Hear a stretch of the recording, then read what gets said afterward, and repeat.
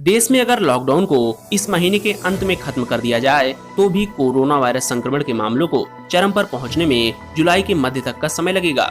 यह दावा करते हुए एक नामी महामारी विशेषज्ञ ने मंगलवार को कहा कि चरम पर पहुंचने के बावजूद देश में पिछले 2 महीने के दौरान किए गए रोकथाम के मजबूत उपायों के कारण संक्रमण के मामलों में मामूली बढ़ोतरी ही दिखाई देने की संभावना है। Public health foundation of India के प्रोफेसर डॉक्टर आर बाबू ने कहा कि वैश्विक स्तर के मुकाबले देश में कोविड-19 से मरने वालों का चार्ट निश्चित तौर पर फिलहाल नीचे की तरफ जा रहा है।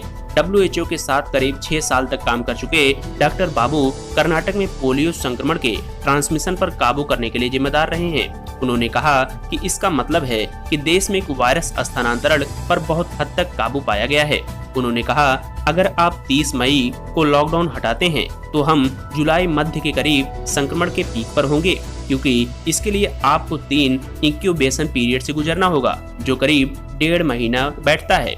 उन्होंने कहा, इतना समय यह जानने के लिए पर्याप्त होगा कि नियंत्रित नहीं किए जाने की स्थिति में यह बीमारी कैसे फैलती है।